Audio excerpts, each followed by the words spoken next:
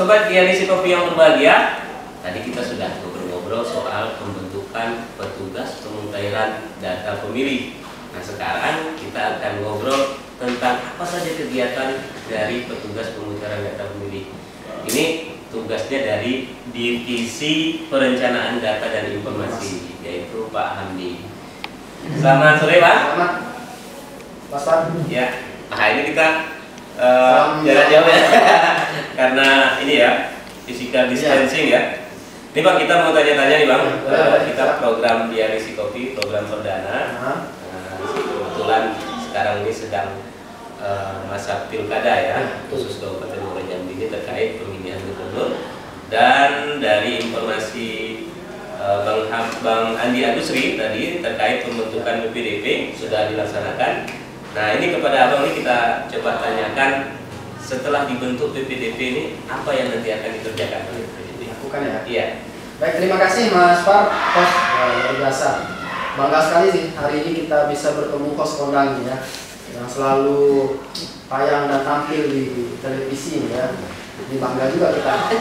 Terus kita hari ini bersama Diare Kopinya KPU Muara Jambi ya. Sukses selalu Diare Kopi KPU Muara Jambi. Amin. Sebagai salah satu penghantar informasi di tengah pandemi ini.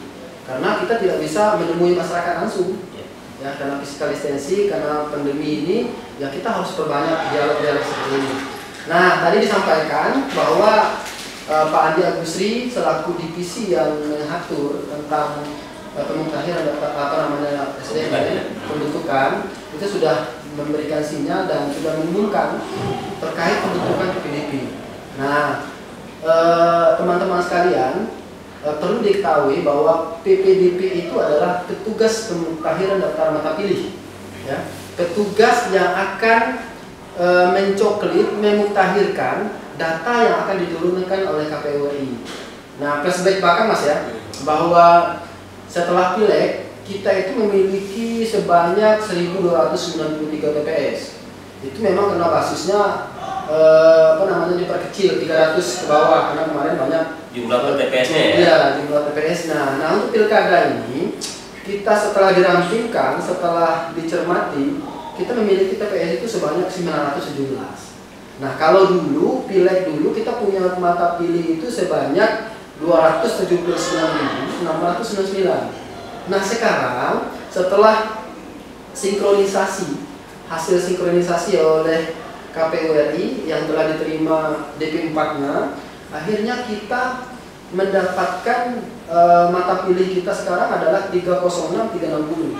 Jadi ada peningkatan sekitar 25.000 Mas. Nah, ini adalah sumbernya DP4. Nah, 306.360 setelah kita input ke Sidali itu menjadi 295.601.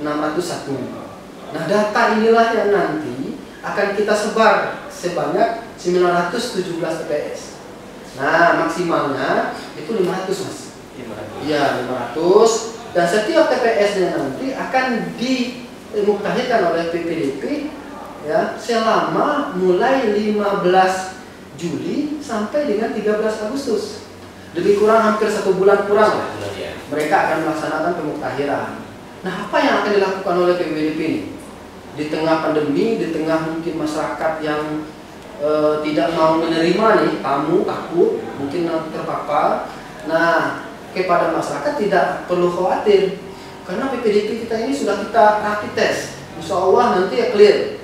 Nah, nanti KPU akan menyiapkan alat pelengkapan diri APD-nya, mulai dari masker, mulai dari face shield-nya, sarung tangannya, sampai dengan hand sanitizer. Untuk PPDP nanti yang akan datang ke rumah-rumah ya? Ke rumah. Nah, jadi mereka memang harus steril dan harus mengedepankan protokol kesehatan. Jadi mereka harus jaga jarak. Terus dianjurkan mereka itu memutahirkannya itu cuma di terasnya. Kalau ada teras, kalau ada depan rumahnya taman, tempat-tempat duduk-duduk, nah di situ mereka tidak boleh masuk kecuali kalau fasilitas tadi tidak ada dan dipersilakan oleh tuan rumah.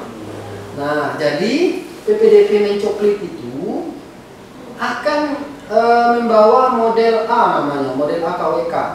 Jadi nanti dia akan bertemu dengan pemilih. Dengan bertemu pemilih, nanti pemilih diharapkan dapat mengeluarkan KTP atau KK. Oh, model AKWK itu yang tadi jumlah jumlah pemilih yang disinkronkan, terus dicek ke rumah-rumah ya? Iya betul. Nanti dicek rumah, benar enggak ini datanya? Jenis kelaminnya, terus statusnya, terus alamatnya, terus TPS-nya sesuai nggak? Nah nanti basisnya adalah rumah dan kakak. Jadi dia lihat itu rumah ditemui, dilihat cocok atau ada perubahan. Nanti ada belangko-belangko itu. Kalau misalnya ditemukan PPDP misalnya di model A itu tidak terdaftar, maka dia wajib mendaftarkan dan menulis di model A-nya, model AA-nya. Nah ini satu program yang disiapkan oleh KPU. Ketika mereka tidak terdata, mereka bisa mendata dengan syaratnya basisnya adalah KTP dan KK. Atau kalau mereka tidak punya ya siket, boleh, Mas. Kalau alamatnya tidak di situ gimana, Bang? Nah, kalau misalnya ini kan kita basisnya DP4 nih, Mas. Induknya itu Dukcapil. Bisa saja namanya data ini kan selalu bergerak dan selalu berpindah. Bisa saja ketika dia ada di model A, tapi dia tidak ada di sana lagi. Nah ini gunanya pencocokan dan penelitian ini. Maka dia silahkan coret. Berarti ini sudah pindah domisili. TPS dia namanya.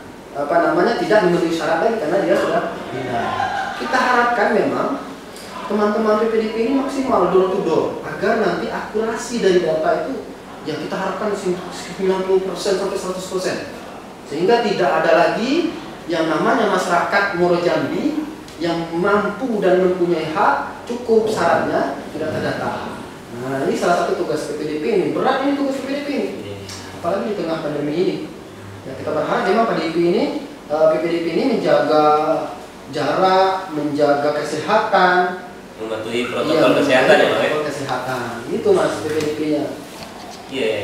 Jadi selain alat-alat tadi yang diberikan untuk pelaksanaan, apa lagi mungkin ada peralatan lain atau buku atau seperti apa? Nah, PPDP ini kita lengkapkan pertama identitas. Pakai identitas. Ya, dia pakai identitas, terus kita lengkapkan dengan tas plastiknya untuk bawa stiker A2.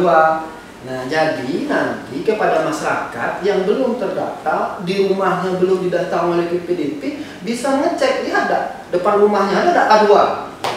A2 itu adalah stiker yang ditempelkan oleh PPDP basisnya rumah atau KK tadi. Nah, situ nanti akan tertera namanya sudah ada. Nah, nanti akan dilengkapi dengan model A1, tanda bukti bahwa kita sudah didatangi oleh PPDP. Terus mereka dilengkapi juga lagi dengan tulisnya, terus penghapusnya, ya itu. APD-nya wajib dipakai, APD-nya juga ada. Itu Mas PPDP-nya. Oh. Terima kasih nih Bang, informasi yang diberikan. Sebelum kita tutup dialog ini, ada pesan yang mau disampaikan Bang?